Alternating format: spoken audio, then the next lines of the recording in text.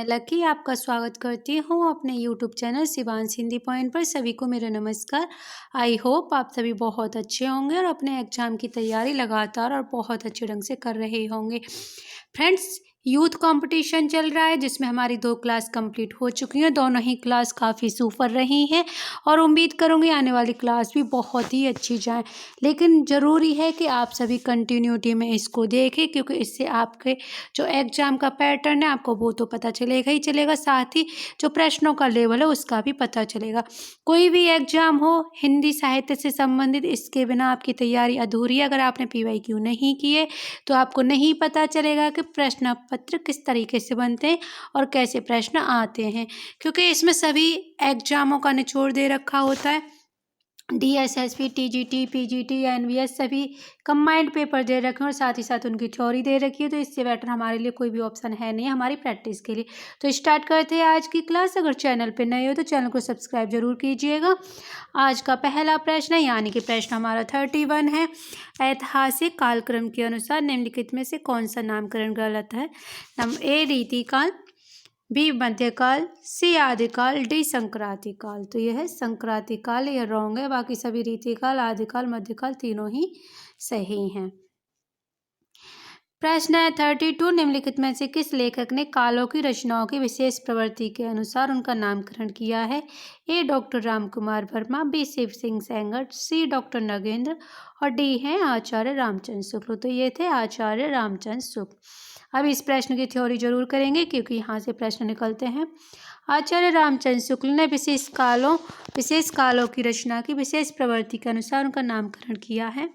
आचार्य रामचंद्र शुक्ल के इतिहास लेखन की विधेयवादी पद्धति, एक एक प्रश्न यहाँ से देखिएगा। इनके जो हिंदी साहित्य का इतिहास लिखा था उन्होंने विधेयवादी पद्धति को अपनाया और हिंदी साहित्य के 900 वर्षों के इतिहास को 4 खंडों में विभाजित किया है। सभी के सभी महत्वपूर्ण हैं। आदिकाल वीरगाथा काल, आदिकाल को इन्होंने वीरगाथा काल किया जिसकी समय सीमा इन्होंने 1050 से 1375 मानी है।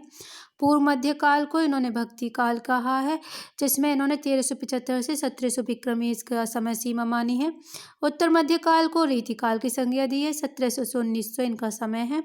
आधुनिक काल को गद्य काल कहा है इन्होंने और समय सीमा मानी है 1900 से 1984 विक्रमी। फ्रेंड्स, ज़्यादातर प्रश्न जो बनते हैं वो रामचंद्र शुक्ल के ही बनते हैं कि आचार्य रामचंद्र शुक्ल के अनुसार भक्ति काल की समय सीमा क्या है, या फिर रीतिकाल की समय की सीमा क्या है, या फिर गद्य काल की समय सीमा क्या है।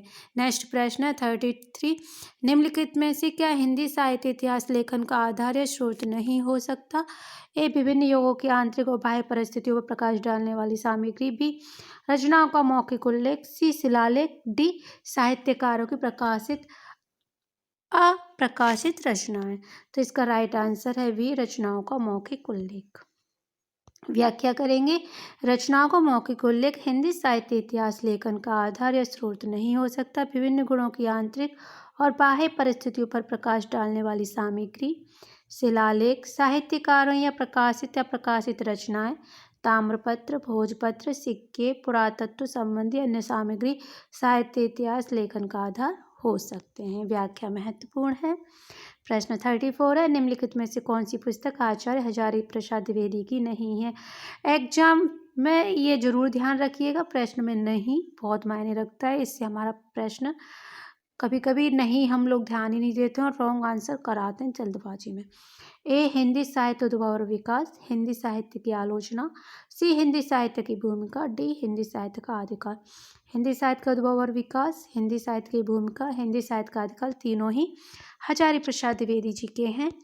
बाकी का हिंदी साहित्य का जो ये अभी जो पढ़ा है हमने, हिंदी साहित्य की आलोचना हजारी प्रसाद द्विवेदी की नहीं है, ये रामकुमार वर्मा का है। प्रश्न है ये सभी हमने अभी थोड़ी देर कल की क्लास में कर लिए थे, फिर एक बार फिर से देख लीजिए। हिंदी साहित्य की भूमिका 1940, हिंदी साहित्य का उद्भव और विकास 1952, हिंदी साहित्य का आदिकाल 1950 2। इसको आसानी ये है कि उद्भव और विकास और हिंदी साहित्य का आदिकाल दोनों ही का 1952 है और जो भूमिका है वो 1940 में आई है। प्रश्न 35 है, आचार्य रामचंद्र शुक्ल के आदिकाल का समय है। जैसा कि मैं बता रही थी, प्रश्न बनते हैं। तो संवत 1050 से 1375 विक्रमी, संवत 1375 से 1350, संवत 1350 से 1375, संवत 1000 से 1350 विक्रमी। जैसा कि अभी हमने थोड़ी देर पहले पढ़ा ही है, 1350 से 1375 तक। इन सभी को भी थोड़ी देर पहले हम अध्ययन कर चुके हैं। प्रश्न 36 है, इस्तोदार द लिटरेचर एंडो या हिंदुस्तानी नामक ग्रंथ किस भाषा में लिखा गया है? ए जर्मन, बी अंग्रेजी, सी हिंदी, डी फ्रेंच। तो ये लिखा गया है फ्रेंच भाषा में। इसकी भी करेंगे व्याख्या। इस्तोदार द लिटरेचर एंडो या हिंदुस्तानी नामक ग्रंथ फ्रेंच भाषा में लिखा गया। इस पुस्तक के लेखक कौन है? Garcin de Tassy. इस पुस्तक को कितने भागों में विभक्त किया गया? 2 भागों में विभक्त किया, जिसका प्रकाशन क्रमशः 1939 1947 में हुआ है। यह पुस्तक द्वितीय संस्करण में 3 भागों में विभक्त हो गई, जिसका प्रकाशन 1871 में हुआ। तासी ने अपनी पुस्तक में हिंदी और उर्दू के अनेक कवियों का विवरण अंग्रेजी वर्णक्रमानुसार दिया है। किसके अनुसार दिया है? अंग्रेजी वर्णक्रमानुसार दिया है। प्रश्न 37 है, सूची 1 से अंकित नामों में सूची 2 में अंकित साहित्यकार के साथ सुमेलित कीजिए। यानी कि किसने क्या कहा है? सीमा सिद्ध सामंत काल, हजारी प्रसाद द्विवेदी, चारण काल, मिश्र बंधु, प्रारंभिक काल, जॉर्ज ग्रियर्सन, आदिकाल, राहुल संकृतन, विश्वनाथ। तो फ्रेंड्स, सिद्ध सामंत काल कहा है राहुल संकृतायन ने। चलो व्याख्या यहीं से कर देती हूँ क्योंकि फिर से नहीं पढ़ना पड़ेगा। सिद्ध सामंत काल कहा है राहुल संकृतायन ने, चारण काल जॉर्ज ग्रियर्सन ने, प्रारंभिक काल मिश्र बंधु ने, आदिकाल कहा है हजारी प्रसाद द्विवेदी ने। राइट आंसर बनेगा सी। प्रश्न 38 है, हिंदी के प्रारंभिक काल को आदिकाल नाम देने वाले हैं? ए राहुल संकृतायन, बी राम कुमार वर्मा, सी महावीर प्रसाद द्विवेदी, डी हजारी प्रसाद द्विवेदी। तो आदिकाल दिया है हजारी प्रसाद द्विवेदी ने, अभी हमने पढ़ा ही था। और देख लीजिए, चारण काल ग्रियर्सन, प्रारंभिक काल मिश्र बंधु, बीज वपन काल महावीर प्रसाद द्विवेदी, बीज वपन काल महावीर प्रसाद द्विवेदी। और वीर गाथा काल कहा है रामचंद्र शुक्ल ने। 39 है, ज्ञान राशि के संचित कोश का नाम साहित्य है। साहित्य के संदर्भ में किस मनीषी का कथन है? ए डॉक्टर हजारी प्रसाद द्विवेदी, बी पंडित महावीर प्रसाद द्विवेदी, सी पंडित रामचंद्र शुक्ल और डी डॉक्टर नगेंद्र। तो ये थे महावीर प्रसाद द्विवेदी। ज्ञान राशि के संचित कोश का नाम साहित्य है। साहित्य के समय कथन सरस्वती पत्रिका के ख्याति लब्ध मूर्धन्य मनीषी पंडित महावीर प्रसाद द्विवेदी का है। धातव्य हो के इन्हीं के नाम पर हिंदी साहित्य का काल विशेष नाम से द्विवेदी युग पढ़ा था। यहाँ से कितने प्रश्न बन जाते हैं? एक, ज्ञान राशि के संचित कोश का नाम किसका? महावीर प्रसाद द्विवेदी का है। सरस्वती पत्रिका के सबसे विख्यात जो संपादक रहे वो महावीर प्रसाद द्विवेदी रहे। और जो द्विवेदी युग पढ़ा है किसके नाम पर पढ़ा है? महावीर प्रसाद द्विवेदी के नाम पर पढ़ा है। प्रश्न 40 है, हिंदी साहित्य के इतिहास का काल विभाजन करने वाले प्रथम साहित्यकार इतिहासकार कौन है? ए पंडित Rahul Sankrityayan, B George Grierson, सी पंडित रामचंद्र शुक्ल और डी मिश्र बंधु। तो ये थे जॉर्ज ग्रियर्सन, हिंदी साहित्य काल विभाजन करने वाले प्रथम इतिहासकार। अब इसकी ये बहुत ही महत्वपूर्ण है व्याख्या, इसको जरूर देखना और अच्छे से समझना। हिंदी साहित्य के इतिहास का काल विभाजन करने वाले प्रथम इतिहासकार जॉर्ज ग्रियर्सन है। ग्रियर्सन ने अपने इतिहास में केवल प्रवृत्तिगत काल विभाजन किया है। कैसे किया है? प्रवृत्तिगत काल विभाजन किया है। यह काल विभाजन इस प्रकार है, चारण काल को इन्होंने 1700-1300 तक माना है। 15वीं सदी का धार्मिक पुनर्जागरण, झांसी की प्रेम कविता, ब्रज का कृष्ण संप्रदाय, मुगल दरबार, तुलसीदास, रीति काव्य, तुलसी की अन्य प्रवृत्ति, 18वीं शताब्दी, कंपनी के शासन में हिंदुस्तान, महारानी विक्टोरिया के शासन में हिंदुस्तान। ये सभी जॉर्ज ग्रियर्सन ने डिवाइड किया हिंदी साहित्य के इतिहास को। प्रश्न 41 है, ये कट गया है। आचार्य रामचंद्र शुक्ल ने वीरगाथा काल को हजारी प्रसाद द्विवेदी ने आदिकाल किसने कहा था? इस तरीके से प्रश्न है। ये यहाँ पे भी लिखा हुआ है कि रामचंद्र शुक्ल ने वीरगाथा काल को आदिकाल हजारी प्रसाद द्विवेदी ने कहा है। विभिन्न विद्वानों के द्वारा आदिकाल का नामकरण निम्न प्रकार से दिया गया है। हजारी प्रसाद द्विवेदी इसका राइट आंसर है। यह प्रश्न ये इस प्रकार है, रामचंद्र शुक्ल के वीरगाथा काल को आदिकाल नाम किसने दिया है? तो ये प्रश्न है, आंसर है हजारी प्रसाद द्विवेदी ने कहा है। इसमें कुछ नए भी नाम है, एक बार फिर देख लीजिए। चारण काल जॉर्ज ग्रियर्सन, प्रारंभ काल विश्वबंधु, बीज बपन काल महावीर प्रसाद द्विवेदी, वीर गाथा काल रामचंद्र आचार्य रामचंद्र शुक्ल, सिद्ध सामंत राहुल संगत, वीर काल आता है आचार्य विश्वनाथ प्रसाद, संधि काल चरण काल रामकुमार वर्मा, आधार काल सुमन राजे, आधार काल सुमन राजे। मोहन अवस्थी ने भी आधार काल कहा है आदिकाल को। रीतिकाल को अलंकृत काल किसने कहा है? श्री कृष्णलाल, सी परशुराम चतुर्वेदी, बी विश्वनाथ प्रसाद, डी मिश्र बंधु। तो ये कहा है मिश्र बंधुओं ने रीतिकाल को अलंकृत काल कहा है। रीतिकाल जॉर्ज ग्रियर्सन ने कहा, अलंकृत काल मिश्र बंधु ने कहा, रीतिकाल आचार्य रामचंद्र शुक्ल ने कहा, श्रृंगार काल आचार्य विश्वनाथ प्रसाद ने कहा, कलाकाल रमाशंकर शुक्ल रसाल ने कहा है। 43 है, डॉक्टर रामकुमार वर्मा ने हिंदी साहित्य का आरंभ कब से माना है? ए 1000 ईस्वी से, बी 700 ईस्वी से, सी 1050 से, डी 693 693 से। तो ये माना है 693 से। संधि काल का समय इन्होंने माना है 693 से 943। चारण काल का माना है 943 से 1318। भक्ति काल का माना है 1318 से 1643। रीति काल का माना है 1643 से 1843। आधुनिक काल का माना है 1843 से अब तक। प्रश्न है 44। पंडित विश्वनाथ प्रसाद मिश्र के मत के से रीति काल का नाम श्रृंगार काल होना चाहिए, क्योंकि रीति काल नाम रखने से उनके विभाजन का मार्ग बंद हो जाता है।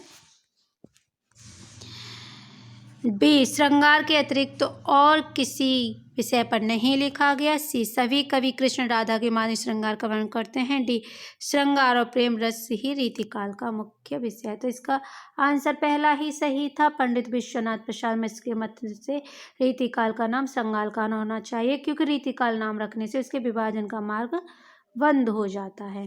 प्रश्न 45 है, हिंदी साहित्य के इतिहास का काल विभाजन करते हुए आचार्य रामचंद्र शुक्ल ने प्रथम काल का नामकरण वीर गाथा काल किया। डॉक्टर हजारी प्रसाद द्विवेदी ने इसे क्या नाम दिया? तो ए आदिकाल, बी सिद्धकाल, सी चारण काल, डी अपभ्रंश काल। तो ये दिया आदिकाल। थ्योरी हम नहीं करेंगे, क्योंकि थ्योरी चलो इसको भी कर ही लेते हैं, कुछ ना कुछ तो महत्वपूर्ण होगा ही। अगर रिपीट भी हो जाए तो उसमें हमारा नुकसान ही क्या है, हमारा रिवीजन ही होगा। हिंदी साहित्य के इतिहास का काल विभाजन करते हुए आचार्य रामचंद्र शुक्ल ने प्रथम काल का नामकरण वीर गाथा काल दिया। डॉक्टर हजारी प्रसाद द्विवेदी ने इसे आदिकाल का नाम दिया, जबकि आदिकाल के अन्य नाम सिद्ध सामंत काल राहुल संगतायन ने, चारण काल ग्रियर्सन ने, अपभ्रंश काल कपिल कुलश्रेष्ठ ने दिया। अब यहाँ से नया प्रश्न हमें मिल गया ना, अपभ्रंश काल किसने दिया? कपिल कुलश्रेष्ठ ने दिया। किसने दिया? कपिल कुलश्रेष्ठ ने। प्रश्न 46 है, हिंदी साहित्य 20वीं शताब्दी के रचयिता है। ए निर्मल जैन, बी नंद दुलारे वाजपेयी, सी नामवर सिंह, डी बच्चन सिंह। तो ये थे नंद दुलारे वाजपेयी। हिंदी साहित्य 20वीं शताब्दी के रचयिता नंद दुलारे वाजपेयी हैं। इनकी अन्य रचनाएं हैं जयशंकर प्रसाद, आधुनिक साहित्य, प्रेमचंद, कवि सूरदास, महाकवि सूरदास, महाकवि निराला। ये किसकी पढ़ रहे हैं हम?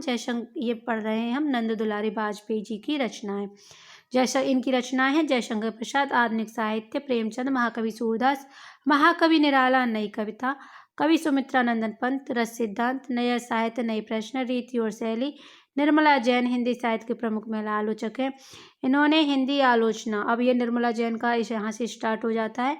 निर्मला जैन हिंदी साहित्य की प्रमुख महिला आलोचक हैं। प्रश्न बहुत इंपॉर्टेंट है कि पहली महिला आलोचक कौन है? तो यह है निर्मला जैन। इन्होंने हिंदी आलोचना की 20वीं सदी, रस सिद्धांत, सौंदर्य शास्त्र, कविता का प्रतिसंसार आदि आलोचनात्मक कृतियां लिखी हैं। नामवर सिंह की आलोचनात्मक रचनाएं कविता के नई प्रतिमान, दूसरी परंपरा की खोज, इतिहास और आलोचना, वाद विवाद संवाद, आधुनिक साहित्य की प्रवृत्तियां। सभी की सभी किसके हैं? सभी के सभी किसके हैं? नामवर सिंह के हैं। प्रश्न 47 है, कविता कौमुदी के संग्रह करता है। ए श्याम सुंदर दास, बी राहुल संकटायन, सी नगेंद्र और डी राम नरेश त्रिपाठी। तो ये थे राम नरेश त्रिपाठी। कविता कौमुदी के संग्रहकर्ता राम नरेश त्रिपाठी हैं। कविता कौमुदी में 15,000 से अधिक लोकगीतों का संग्रह है। Sorry friends. इस काव्य के विविध रूपों सोहर, कजरी, विरह, विवाह गीत, विदाई गीत आदि शामिल है। क्या क्या शामिल है इसमें? सोहर, कजरी, विरह, विवाह गीत, विदाई।